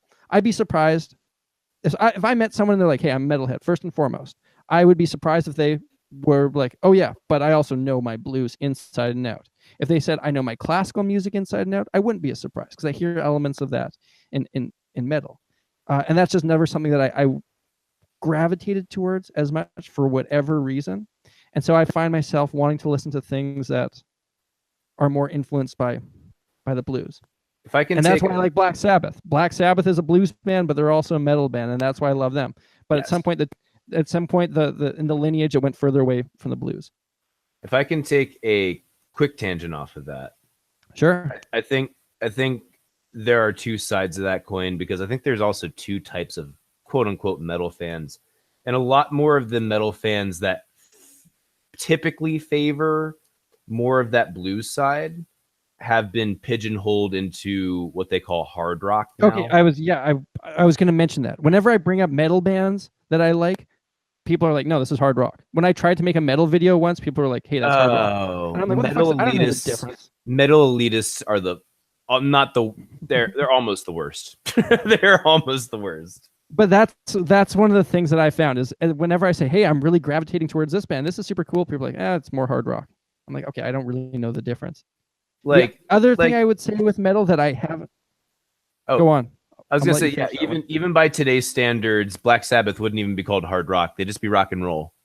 So it's like, but they were literally the first metal band. So go fuck yourself. Oh, I'm sorry. Was that doom metal or stoner metal or sludge metal? Oh, sorry. Still go fuck yourself. Right in the ass. Continue, please. Fuck yourself. I mean, I definitely can respect it though. Like, I don't listen to that. I'm not like, this is trash, this is garbage, and whoever listens to this is brain dead. I definitely don't do that when I listen to metal. I'm like, if I turn on the part of my brain that analyzes music and I say I'm trying to pick this apart and look at the intricacies, I can say, wow, there's some really amazing, fascinating stuff going on here. There's a lot of talent. But there's also the part of me that just says, hey, do I like this or not? And it usually leans to not so much. I also think I never really was hooked in by the aggressiveness of metal, and I think it's fairly safe to say that it's an aggressive sounding genre. It is. If I had to pick one word to describe metal, it would be aggressive. And I don't think my relationship with music I've never sought that out in music. I guess maybe like Rage Against the Machine, are they metal? That's actually a very interesting question. Some people I think, itself. Yeah. I like them. I like them a lot. Yeah, Rage is awesome. Rage is really cool. But I don't know. For me, I just never, in my life, music, the rage that I felt or the anger, the aggression, music was never the outlet for that. That was hockey for me. I go out and play hockey and hit people and get hit and do all that. And that's where that outlet was in my life. And music was something else. I think that makes up for the fact that you're not a huge fan of metal is the fact that you play some fucking baller ass hockey. So, I mean, hell, like, get it. Okay. You respect it. That's my hot take. So my hot take is, like I said, respect it. Never really gravitated towards it. All right. Next hot take. Let's do it. Classical music. Pretty similar, but I'd say I do gravitate towards it a little bit more. I do have I have more classical albums than I do metal albums. I have a couple metal albums, but what I consider metal albums. But I have more classical stuff, and I can find situations where I would listen to classical music more so I wouldn't find situations where I would listen to metal. I think I enjoy playing classical music a little bit, even though I don't consider myself good at it at all. I enjoy just like reading through a Bach piece and like playing that. To me, that feels nice under the fingers and it sounds nice to me. I will say Bach pieces are very fluid with the melody and everything. They just feel right. Yeah. And not only that, but there's also a part of it too. While it feels fluid, it almost feels like a machine wrote it sometimes. Yeah, I bet you like it wouldn't be that hard to come up with an algorithm that makes a Bach piece or like a classical piece. Absolutely. Maybe it would be. Maybe I'm showing my ignorance to the genre, but that's kind of how it sounds. No, I'm totally with you there. Especially like there's a song coming up on Song Suggestion Friday. It's one of Mozart's piano sonatas, and I'm just like, this literally sounds more like an etude than a sonata. Like, yeah. Sounds like a practice piece. Sounds like something you'd sit in front of a student and be like, learn this. Okay, learn this one that sounds exactly like it but different. Yeah. But yeah, I've never really gravitated towards classical music a ton, but I do when there are situations where I feel like it would sound good, I listen to it, I guess. Can I posit a conjecture that you might like classical music more than metal because there's more nuance in the articulation from the musician? Yeah, sure. Yeah, like Glenn Gould playing one piece will sound very different than some other piano playing that same piece. Yes. Is that what you're saying? Yeah. Well, that and also, I mean, because metal, there's so much of it that's dialed up to 11. To quote the most wonderful band, Spinal Tap. Great movie. Oh, amazing movie. Because so much of it's dialed up to 11, you lose a lot of dynamic and you lose a lot of subtlety. And I feel like that's a large part of music, is that dynamic and subtlety. Yep. I mean, it's possible to get that in metal, but not all the time. If really what you're about is being so extreme, you're more than extreme than the other guy, you have to make it as loud and as obnoxious as possible. And you kind of lose that. Honestly, you lose an extremely large portion of the human element at a certain point, because it almost becomes inhuman because there's that much rage involved.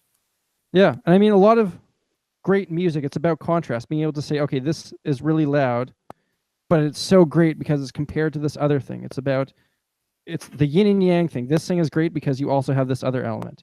If you were here, I'd give you a hug. It's something I believe, like, this is something about music that I truly believe in, is the use in contrast is what makes certain things so great. If all I ever do is play incredibly fast lines and I'm just shredding these 16th notes over top of this song, it's not going to sound as impressive as if I'm just like leaving a ton of space, and then it reaches the point where it's just I've built to this thing where I'm just shredding now. To me, what makes that shred moment great is the fact that you artistically led into it. Because if all night I'm just listening to 16th notes, I'm bored. Michelangelo Badio. It's like those kind of, like shred guitar players. I got a ton of respect for what they can do, their dexterity and their technique. But I'm going to listen to one song, if that, and that's all I can really handle. Whereas, like, I'll listen to B.B. King all night long. Yeah, the greatest part was already showcased, and he's just going to keep showcasing the greatest part. When you have that many greatest parts next to each other, that's your new zero, if you will. Yeah, exactly. And that's what I like. There are some guys who can play really fast, and I love it when they do that. But it's because they also showed all the other elements too. They led up to that thing. My two guys there, particularly, would be Steve Vai and John Petrucci.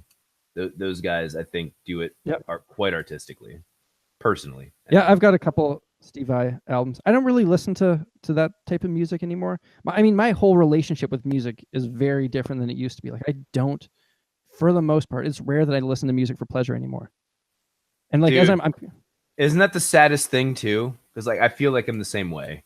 It sucks. I don't know if it bothers me. I don't know.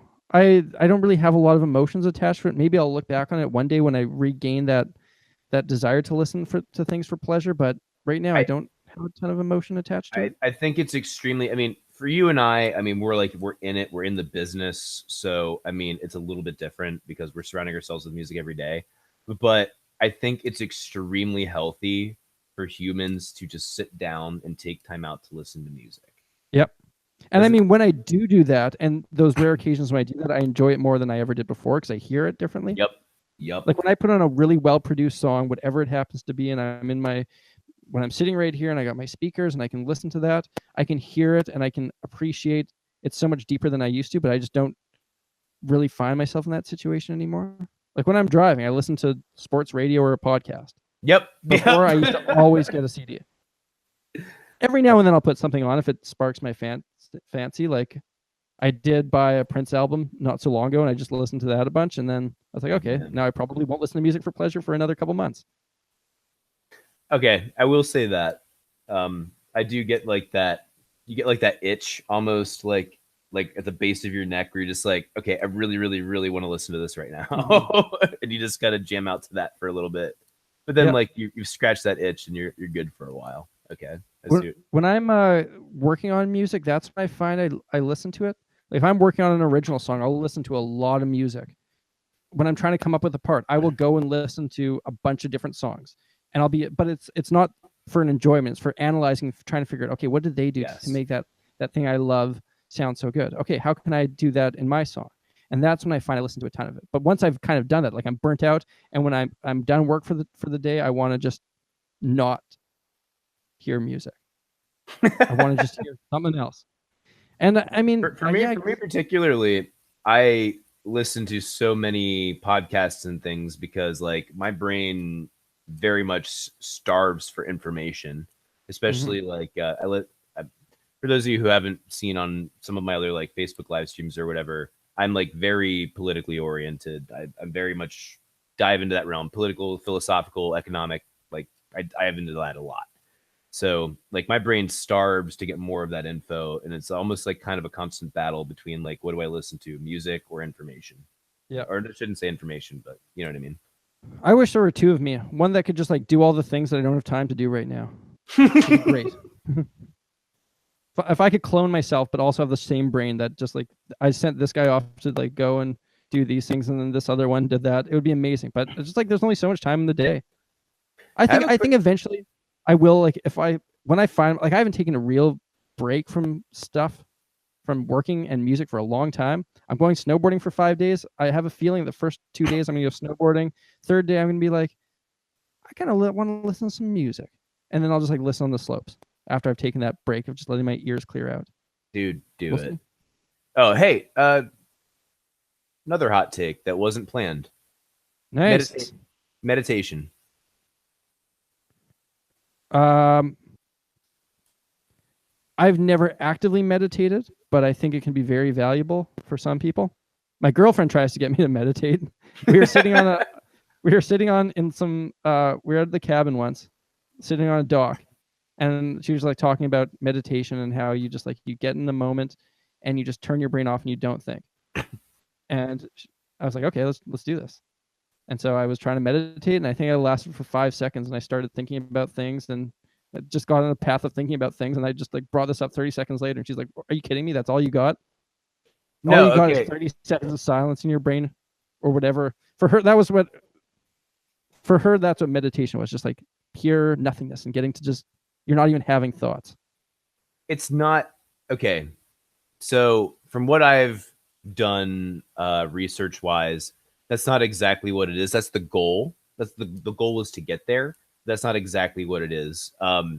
If you actually want to look into it, because meditation has a lot of benefits that go along with it, download the Headspace app.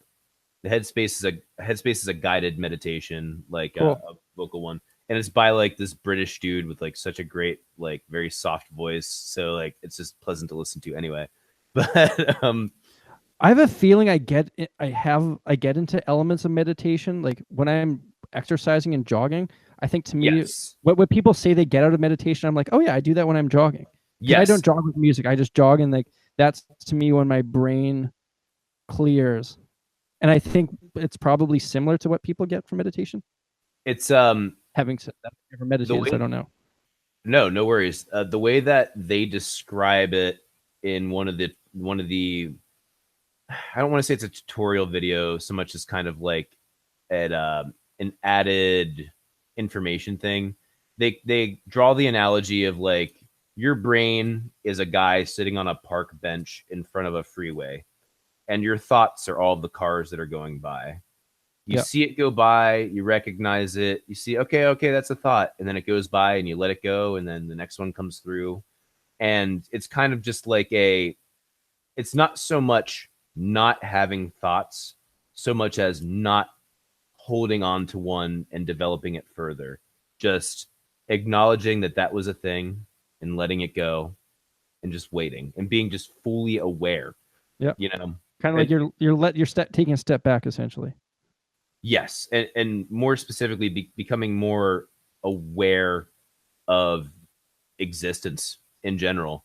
Like a big part of getting into meditation, like the beginning portion, is closing your eyes and everything, and just becoming more aware of each specific part of your body and how it's feeling, what's happening in relation to it and whatever the environment is. That includes your ears, your back. Like, do you feel everything? Yeah, and when you start to pay more attention to these spots, you're like, I have like some pain here, and like just acknowledge that it's pain. Just like, okay, there's some pain there. Move on, and because of that, you become more aware of being in your own shell, if you will. You know, Yeah, if you're aware of that, you can take a step back from that in a way. Yeah, absolutely. And it's it also teaches a healthy acceptance of things. Just being able to accept, like, my back's in pain. I don't have to do anything about it. It just is. And your job is to acknowledge it, not worry about it. Just acknowledge that it's a thing that is real. You know. Yep. I think to me it sounds like elements. I think, like, to me, a lot of when I'm running, to me, that's a lot of those elements are there. Absolutely. It's like meditation light, probably a lesser meditation. Because like when you're running, you're aware. My ankle's a little bit sore. My muscles or my lungs feel constricted, or the speed of sweat dropping down my face is really annoying, or whatever. You're just very hyper aware of that. At least I find. It's that's kind of like flow state, if you're familiar with that. Nope. It's like I forget who was talking about it, but it's like the state where humans are the most happy is when the task is just hard enough to be just slightly harder than the person's capabilities, to where it's like attainable yet still not so attainable it's easy. Yep. Which makes it's funny that you mentioned that, because this is like a concept that I talk about in a lot of my instructional stuff. It's like that's where you want to be practicing, where you can reach that goal. It's just outside of your comfort zone, and it's very cool to know that it has a term, and that's called flow state. Yeah, I have the problem of going well beyond my attainableness, because I think everyone does. And I think one of the best things to do is like learning how to practice. So many musicians, they don't know how to practice, and I think that's the best skill. It's the most one of the best skills to have. It is, because if you know how to practice, you're going to get all those other skills. If you don't know how to practice, you're going to waste a lot of effort. And that was something that took me a long time to learn, how to do that. And people don't practice practicing. People don't practice, and they think, okay, I've got my guitar in my hand, I'm getting better. But there's an art to getting better. I remember the first time I ever tried, I decided, because I'm someone who, once I get something in my head, I'm seeing it through, I'm doing it, I'm making it happen. Yep. And I was like, okay, I'm going to learn jazz music. I'm going to find the hardest jazz piece that I can find, and I'm going to learn it, and that's going to be my intro to jazz. Pulled up John Coltrane's A Love Supreme. And that album, that's far way down his career, his path, and he was making some weird avant-garde stuff in that era of A Love Supreme. And here I am, never having listened to like any jazz before, trying to learn A Love Supreme. Quickly did I realize, okay, this doesn't make sense. No matter how much will I put into this, it's a waste of time. It's a Gordon Ramsay term. He calls those people, they're busy idiots. They work hard, they're driven, but they're doing it, they're wasting all that time. A busy idiot. And so that's what I was when I was doing doing Ramsay reference. I love Gordon Ramsay. He's the shit. Love the shows. He's so good. I agree. I think we've officially abandoned hot takes. I'm not gonna lie. The hot take is pretty quick, these are pretty extended hot takes. Oh, we can do another one. I'll try to keep it. I'll try to keep it short. All right. I mean, we do only have a little bit of time left, so okay. This one, Stevie T. Okay, gotta do a hot take on it. I like him for one reason. He's Canadian, and that's what's super cool to find out. I didn't know that. He is. Okay, so I don't like, when it comes to music, I don't watch musical YouTubers for enjoyment. I don't do it. When I watch YouTube, I watch things that are non-music, and it's the same relationship I have with music. When I don't consume music for pleasure anymore, for the most part. And the same is true with musical YouTubers. When I'm not working on YouTube, I don't want to watch a musical YouTuber. So I don't ever really watch many of his videos. Sometimes I come across them just to double check and see, hey, what's this guy doing that's making him so successful? And I don't know if his content is directed to someone like me, but I see that he's an incredibly good guitar player. Technically speaking, he is fan-fucking-tastic. Yeah, he's really good. And that's, to me, that I've a huge amount of respect just for that. If he didn't do anything else, It'd be like, this guy can play the living hell out of his guitar, and I'm in awe of his technical ability. Yeah. Someday I hope we do some sort of music together.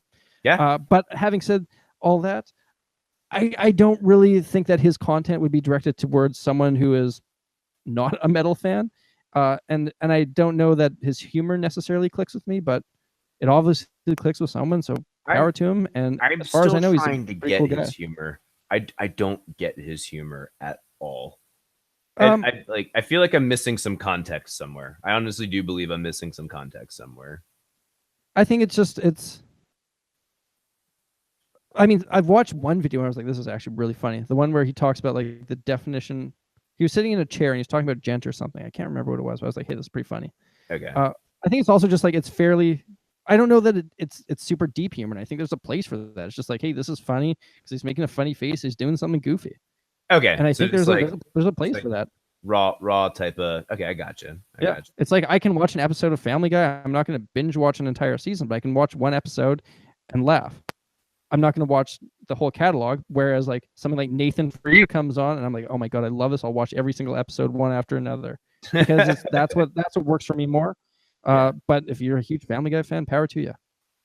That's my hot take. That was a pretty short one compared to the last one. Not bad. What was I going to say? Okay. To go off what you said, there was at least one of his videos that I did find funny, and that was his top 10 easiest guitar solos. I mean, there were some things that kind of made me cringe slightly, but all in all, there was some really funny shit in that video. He's like, yeah, nice. He's like, I'm going to play this guitar solo while like running around in a circle on the ground or like hopping around on one leg or like do like something else, some stupid fucking thing. And I was like, I'm so happy you're doing this because you're literally proving the point that it's like it's so stupidly easy.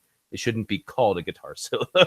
You know? And I think at the end of the day, like his playing like talks for himself. You get a lot of leeway in my books when you're as good as he is. If he was just kind of a bit of a hack, if he was a bit of a hack at guitar, then it doesn't work quite as well for me. But the fact that he's so good. Yeah, absolutely. And by the way, no disrespect or hate or anything towards Stevie T at all. Like the guy, let's put it this way. When I first discovered his channel, I was like running through a bunch of his videos and I went down like towards the beginning and he had some original work that he was doing up there with like what would be considered a music video. Yeah. And it was really good. It was really good. I mean, it wouldn't be something you would appreciate necessarily as much more metal, but it was fucking baller, dude. But the reason why people will watch that or will pay attention to anything he does in the future is because of all the goofy stuff he's done. Yeah. So I mean, you got to find a way to build an audience. If that works for you, keep doing it so that when you do something you really, really want to do or maybe care a little bit more about, that audience is going to listen to you. If all I ever did was put out original music, I never would have built an audience, I don't think. No. But the fact that I've done all those other things, when I do put out an original song, I do get people who listen. Even if your original music was like the greatest thing ever written, it still wouldn't, because there's no what was I going to say? There's nothing to compare it to, if you will. You need something existing to compare it to freaking bring people in to listen to it and be like, holy shit, this is actually really good. Yeah, I mean, it's like you look at John Mayer, and I'm a massive John Mayer fan. Really like him as a musician, as a songwriter. And you look at what the stuff his last album. I really enjoyed his last album. That's when I went out and bought and listened to for pleasure, and I really enjoyed it. But if that album was the first album he puts out, no one's going to care about it because it doesn't have that mainstream appeal. He wrote Your Body's a Wonderland, and then he was able to do all those other things because he was able to build a career because he did that thing that appealed to a massive audience, and then he built that fan base, and he was able to go and make Continuum and make his new album. Yeah. Nice. Okay. That's a good hot take. Got any more? Hot take. I actually don't. Nice. We did it. We got through them all. Rock and roll, brother. Dude, it was just awesome doing a podcast with you. Yeah, legit. This was a lot of fun. This a lot of fun. It was a lot of fun. And not only that, but I mean, we kind of touched on some deep stuff in my other podcast. We really got some deeper stuff into this one. I really enjoyed that a lot. It's good. It's good to have deep conversations, and shout out to all the Become the Night fans. Do you have a name for your fan base? No, I don't yet. I don't. Do Neither you? do Okay, cool. I'm not really into it. I was thinking about that the other day. I'm not really into that. I don't know. It's a weird thing. I don't know why. I haven't put my finger on why I'm not into naming it. I think it's because then it kind of becomes almost like a cultish type thing. Yeah. That's definitely part of it. It gets like weird. Like with the Game Grumps calling their fans lovelies, I can get by that because the whole thing's just a joke, you know. Yeah, and Philly D calling them beautiful bastards. Yeah, but I wouldn't want to be. To me, okay, well, I wouldn't want to be named. I'd feel weird if somebody, hey, you're part of my fan base. You're a such and sucher. I'm like, nah, that's weird. Yeah, or the Ela Kleiners. But even that's a meme, and I like that because that's a joke on the whole Jake Paul thing. The Jake Paulers, yeah. If somebody came out, if it started happening organically, power to you. But I'm not going to make that happen because it's almost like it's one of those things where it's like if you try to come up with a nickname for yourself, which I guess I did for my YouTube channel, but right, it's kind of like if you go around and tell all your try to make a nickname for yourself. Having said that, I may have a friend. His name's the Iceman. And one day when we were like 14 years old, he just comes up to us, to me and my buddies. He's like, guys, call me Iceman. And from then on, 16 years later, he's Iceman. He never told us why. It might have had something to do with Top Gun. Never told us why. He just said, guys, can you call me Iceman? And it just stuck. So yeah, dude. Cool. No worries. Anyway, shout out to all the Become the Night fans and keep tuning into Mike here and keep doing your thing. I don't know, man. I don't know. Might just quit YouTube really soon. Just might give it all up. Might be all over. There's always part of my brain that's like, is that going to happen? Is that what? Is this thing done? Right. Because you see one video that doesn't do very well, and you're like, okay, well, this is over. It was a good one. Totally. Oh my gosh, dude! Especially lately, like once the new year came around and December went through, my channel stats have not been quite as healthy. I think it's the same for everyone. Oh, you think so? Yep. Okay. Well, I know for a fact that monetization goes down, but just like growth and numbers and video counts, I've seen it go down for me. But I just like, and part of me, there's that little part of your brain that says, okay, it's all over. Time to go to the real job. Yep. But there's the bigger part that says, okay, you power through this one just like you powered through all those other bumps along the way, and then you came out from all those other ones. So we'll get on the other side of this one. I don't know. I think I don't know. You weather the storm, and that's what I think. To me, that's what successful people do. Is successful people keep going on past the breaking point for most. There was one point in my life where I was like, this music thing is not working. And I think a lot of people have said, okay, let's get a real job. But that was the point where I kept going past it. And because I went past that point, I was able to build something. And I think that's a trait in successful people. Dude. Because I've actually done that. And I keep thinking that maybe I'm a lunatic. Like legitimately. For getting the real job or for going through that breaking point? No, going through the breaking point. No, trust me, like at my real job, if anyone from my real job is actually watching, if I actually gave a fuck about that real job, I really like how much I give a fuck is the fact that I'm willing to say this online. Yeah. If I really gave a fuck about it, I could be promoted several times already without a fucking doubt in my mind, because I would be that dedicated to it. I have put my efforts elsewhere and I've continued to do so. And actually I'm not going to say the next thing that was about to come out of my mouth for other reasons, but and I've been stealing from them for years now. No, not that. But because of that, like you said, working through that down state, that crushing feeling of defeat, like, and listening to your explanation of it was so fucking inspiring, man. Like legit. Cool. I'm glad to hear that. I hope it inspires other people out there as well. But it's true. It's true. I've seen it. I've seen myself go through it, and I've seen people who are highly talented hit that thing and give up. And the traits that define success, talent is part of it, but talent is by no means the only one. I think it's talent, being stubborn, Perseverance. Perseverance is a better term than stubborn. And Dude. I think also self-awareness. I think self-awareness is probably one of the biggest, most important things. You need to know where your strengths lie, what you can get better at, what's a lost cause, how much money you could potentially make in your market, and just being able to step back and analyze yourself without getting too much emotions invested in it. Yeah. Being able to say, hey, this is pretty good, or being able to say that's not good enough, and being able, like, one of the things I have a bad habit of doing is being overly perfectionist with guitar parts. And I've noticed that. And I have wasted a lot of times recording the exact same thing over and over again, settling on a take that, listening back with fresh ears, sounds exactly the same as the first one. Yes. And being able to notice, being able to notice when you get stuck in that, being able to say, okay, we're doing that thing. I'm doing that thing that I do. Let's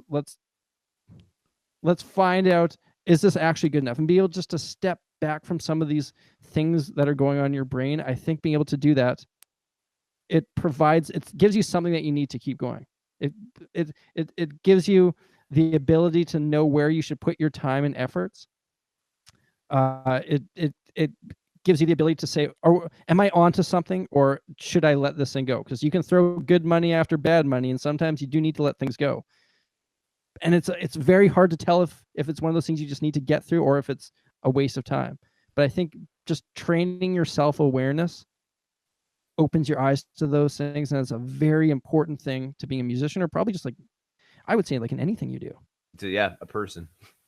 Self-awareness is extremely important, man. And I don't know how you train that. I think it's just trying to disconnect your ego from it. If someone gives you a critique, being able to say, oh, that's valid, or being able to say, no, this guy's an idiot. Because you do get both of them, and it's hard to know which one's which.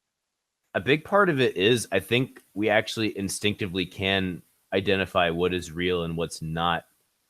Like, we are more self-intuitive than most people give themselves credit for. And it's really, like, those times when that criticism stings the most is the times when it's true, because you know it's true. And you have to accept that and embrace that, not try and run away from it because it feels bad. Yeah. And that's a tough thing to do. And I think you need to be being self-aware that you are turning away from it and running from it. You need to be aware that you are doing that. Yeah, absolutely, man. Freaking A. Do you mind if we take a quick turn down the perseverance road? Yeah, let's try to wrap this up in about 5 minutes, because I do need to get doing some stuff. Oh, but dude, I'm happy to. We can wrap this. We can wrap this up now. That's not even. Let's do 5 more minutes, and we'll call it a day. Okay. I just wanted to do a story that I have never done that is actually a lot deeper than I probably should go into. But no, dude, that's what makes YouTube worthwhile. Nobody wants to hear the fluff. So I realize that nobody wants to hear the fluff. We want to hear the deep stuff. That's true. They do. They want the dirty gritty details. How much of a fan of video games / Legend of Zelda are you? Ocarina of Time, I played when I was a kid. Okay. And really liked it. And then I played it again maybe when I was like 24 and got pretty into it. And that would be the extent of that. Okay. So you'll probably understand slightly where I'm coming from then. So Link, if you look at the Triforce pieces, you have power, you have wisdom, and you have courage. Yeah. Link is the Triforce piece of courage, right? The reason why he embodies the Triforce piece of courage is because he has the character trait of perseverance. Well, more specifically, the player who is using Link as their avatar, which is one of the reasons why he doesn't speak ever in games. He doesn't have a voice other than just yelling and shit. Yeah. Is so they can easily put themselves into his shoes. So the character trait that the player puts into Link is their perseverance, because sometimes you get stuck in the game and it sucks, and sometimes you get really pissed off at the game, but you keep forcing yourself to go forward because you're trying to save the princess. You're trying to complete the task, achieve the unachievable, in quotes. And also because in a deep part of your mind as the player, you know there's a way to win. You know with complete certainty there is a way to win. So because of that, I was always a huge fan of Zelda. I wasn't even sure why. I'm sure a lot of it has to do with the fact that I played it when I was younger. But I was engaged to be married before I moved to Nashville. And when I did move down here is when we split. And it felt like my whole life had been ripped from under me because I didn't know anyone down here at all. The one thing I thought I could 100% depend upon has now disappeared. Like, I legitimately was like, we're going to be together the rest of our lives. And that was gone. And I saw this one picture of Link because I'm a huge Zelda fan. I'm looking through pictures.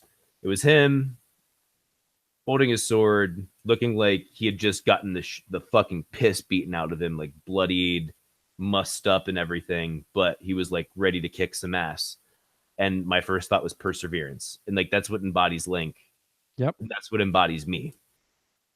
Now, at least. Like, now. I think it's a great, inspiring story.